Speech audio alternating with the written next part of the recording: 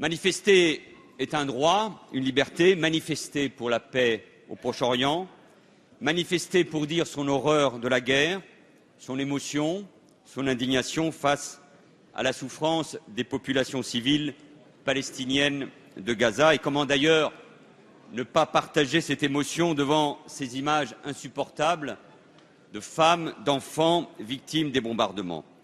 Manifester aussi sa solidarité à l'égard des Israéliens qui vivent la peur au ventre à cause des centaines de roquettes tirées par le Hamas. Manifester pour crier, et le mot est faible, son horreur, son émotion là aussi face aux 170 000 morts en Syrie depuis 3 ans, au sort réservé aux minorités en Syrie, en Irak, au sort réservé, bien sûr, nous ne les oublions pas, aux chrétiens d'Orient. Voilà aussi d'autres occasions de manifester. Manifester est donc un droit, parfois un devoir. C'est une liberté, oui, et c'est l'esprit de la République. Mais manifester, je fais aussi écho à la question de Jérôme Chartier, pour en fin de compte s'en prendre à des synagogues ou à des commerces juifs, cela porte un seul nom, l'antisémitisme, et l'antisémitisme, ce n'est pas une opinion, c'est un délit. Et cela appelait une réponse claire et une réponse ferme. Au vu des incidents graves et des actes antisémites constatés lors de la manifestation du 13 juillet à Paris, au vu des informations que le ministre de l'Intérieur détenait et des risques encourus, le préfet de police a décidé d'interdire la manifestation du 19 juillet à Paris. Cette décision, mesdames et messieurs les députés, elle s'imposait. Au vu d'éléments très précis qu'il avait en sa possession, le maire de Sarcelles, votre collègue François Pupponi, a décidé, a demandé l'interdiction de manifestation dans sa ville le 20 juillet. Il a eu raison là aussi et les faits le démontrent. Ce qui s'est produit à Sarcelles, M. Chartier le rappelait, où on a incendié des commerces, une pharmacie, des épiceries, parce qu'elles étaient tenues ou soi-disant tenues par des commerçants juifs. Là où on a essayé, sans y parvenir, parce que les forces de l'ordre étaient là, de lancer des cocktails Molotov sur des synagogues, cela s'appelle, et je le rappelle et je le répète, des actes antisémites. C'est insupportable, c'est intolérable et malheureusement, le hasard faisait que cela s'est déroulé le jour où nous commémorions la rafle du Veldiv. Il faut nommer ces actes, il faut en appeler à la conscience, ce sont des actes antisémites.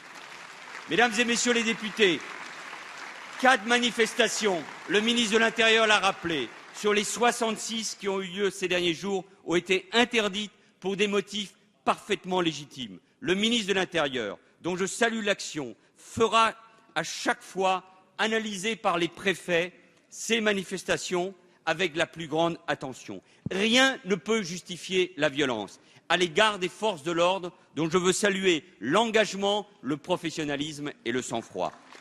Rien ne peut justifier, bien évidemment, l'antisémitisme.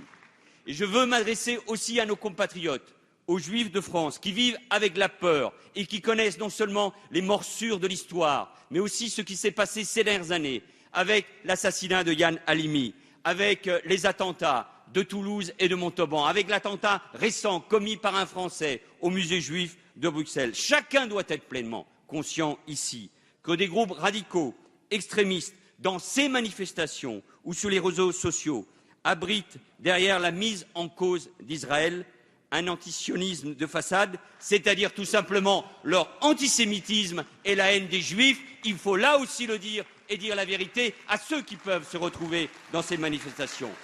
Et je l'ai dit ici même il y a quelques mois, il y a un nouvel antisémitisme qui s'est banalisé et qui mêle cause palestinienne, djihadisme, détestation d'Israël et haine de la France et de nos valeurs. Et ce nouvel antisémitisme reprend tout simplement la thèse ignoble, insupportable de la théorie du complot juif. Ces mots, ces slogans entendus ont fait mal, blessent la République, blessent la France et ils peuvent tuer. Il faut regarder cette vérité en face. Et même si c'est le fait d'une minorité, et je ne fais pas d'amalgame entre cette minorité et ceux qui manifestent, mais quand on se rend à une manifestation interdite, parce que quelques jours avant, il y a eu des slogans et des actes antisémites, et quand on est un élu de la République, quand on est un maire d'arrondissement, on fait attention là où on met les pieds et avec qui on manifeste. J'en appelle donc au rassemblement et à l'esprit de responsabilité. Je salue tous ceux qui, dans la majorité ou dans l'opposition, et je pense à 3 anciens Premiers ministres, Alain Juppé, Jean-Pierre Raffarin et François Fillon, qui se sont exprimés avec gravité et sens de l'État. Ce n'est pas l'interdiction, et le ministre de l'Intérieur l'a dit, ce n'est pas l'interdiction des manifestations qui a provoqué la violence, mais ce sont les violences qui ont justifié l'interdiction. Et face à la violence, face à l'antisémitisme, on ne se laisse pas aller à je ne sais quel doute et à je ne sais quel questionnement. Oui, vous avez raison, on peut débattre de tout, on peut mettre en cause la politique du gouvernement, on peut interroger le gouvernement, Laurent Fabius y répondra dans un instant, sur la position de la France au Proche-Orient. Mais on ne peut pas, face à l'antisémitisme, au racisme, à la violence, on ne peut pas se laisser aller.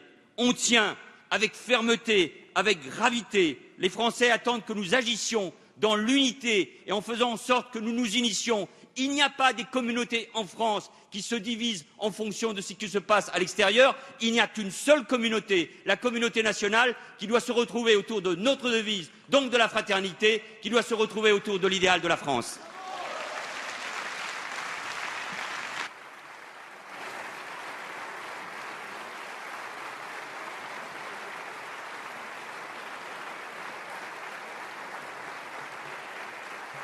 Merci, Monsieur le Premier ministre.